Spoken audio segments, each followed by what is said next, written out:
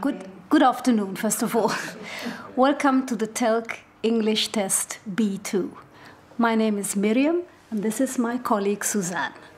Now, as you probably know, the test has 3 parts, but before we start, we would like you to say something about yourselves and just introduce yourselves, please. My name is Ingrid.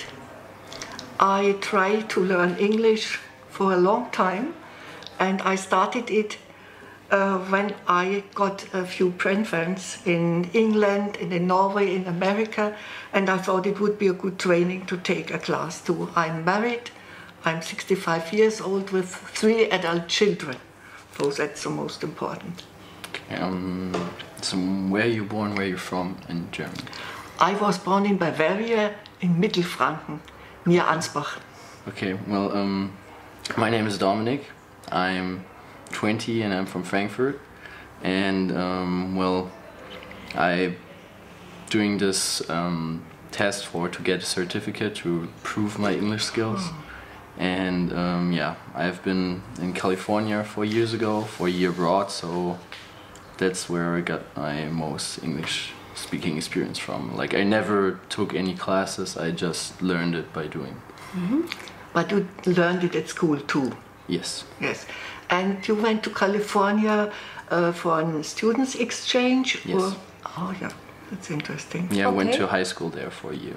Good. To high school. Mm-hmm. Thank you very much. Then we will start with the first part of the test. And in the first part of the test, you are expected to give a short presentation of about 90 seconds. And while you are giving a presentation, the other person listens carefully and then puts a question at the end. Okay. Would you like to start, please? Yeah. I like to read a lot of books. And I prefer English books, English literature, especially of the 19th century. And I like to read big ones like Anthony Trollope or Elizabeth Gaskell, Thomas Hardy, and so on. But I don't want to stick always to the old ones. And so I go to a literature class Wednesday here in Aschaffenburg at the Martinus House, where we are reading very modern books. I wouldn't read them alone, only in a group, because it's sometimes too hard.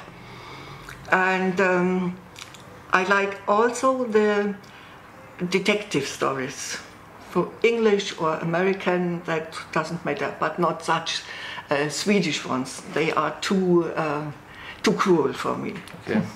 So your favorite genres, like criminal books or more drama books, or? Novels. I prefer okay. novels. I prefer novels. Okay. Okay, Dominic, what would you like to talk about? Yeah, I would like to talk about a rave I went to this year with my friends. It was like an outdoor techno festival thing, in it's called Polowiesen, and it was near Düsseldorf. Yeah, and we went there just this summer after I came back from the United States from visiting my host parents, and we went there by car. Took all my friends with me, and we went there to see 2 favorite DJs of ours. They're called Extrawelt, and we had to wait longer to see them because one of the DJs that wanted to play before them was sick, so another one we didn't like had to play longer, which wasn't that nice, but well, they started eventually, so yeah, it was really nice, but on the way back we got a ticket for speeding on the Autobahn. Mm-hmm. Was it very expensive? Yes, we are 50 kilometers per hour too fast, so... Can you keep your driving license on? I didn't drive. The other one? My friend, he has to give it away for like a month. Yeah. It was still fun though.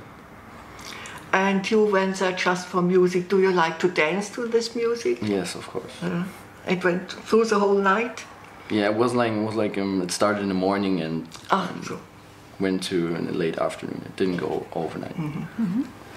Okay, thank you very much. That was part 1. And now we move to the second part, part 2, which is a discussion. You have just read an article called "Mere Months Are Now Milestones." We would like you to discuss the contents of this article, and after you've done that, to talk about your own experience about the problems that are mentioned in this article. Would you like to start now? Yes, well, I think the problem is that people nowadays, they are not quite sure of their relationship, and because people get into relationships without really wanting to commit themselves just for being in a relationship, that's what they get into one. And so because they are unsure of themselves, they have to prove how to themselves that their relationships are like stable. That's why they have like 1 month anniversaries and stuff like that. That's my opinion on the topic. And I think the relationships are very quickly very deep, it seems, from the outside, but in reality it's just on the surface. Superficial things. Yeah. And they need to do big things to tell them to other people, but if there are problems, they are not discussed, I think, and that's why many relationships are breaking very quickly. Yeah. I can say this, I'm married for 41 years, so it was very different in years ago, I think. Yeah, I bet. Yeah, it's the thing is, our society nowadays is really superficial, and people don't really care about what's inside. It's just matters what's on the outside. So I think that goes with relationships the same way as with like clothing or stuff like that. And it seems that what stars and football players do, that is made by normal people afterwards. They take it as something which has to be done. Yeah, and they like try to copy what... To copy, yes. Celebrities too, yeah. Yeah. I think so too. And it's interesting that not the wedding anniversary is the most important to celebrate. The first meeting, as the articles say, the first date, the first kiss. And a few times afterwards there comes another person and there's a new celebration. So it's very hard, I think. It's not good for the relationship. Yeah, I don't think relationships that have to celebrate 1 month anniversaries will last long. Yeah, for me it's unbelievable to celebrate after 1 month, because I think one doesn't know each other really. Yeah. There is much more time needed to know another person and to know what the other one thinks and what the other one wants and so on. So these anniversaries are a bit strange. Yeah, I think so too.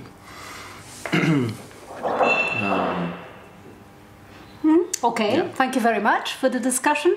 We'll move to part 3 now. And in part 3, you have been invited by a group of people to give a talk about spending time abroad. And the different ways of doing this could be, for example, like a school exchange or an au pair working abroad or a work experience. And I would like you now to discuss about the advantages of the different ways of learning a language abroad, as well, for example, the costs, the length of stay, the place, and so on and so forth. So decide on your own ideas and just discuss it between you.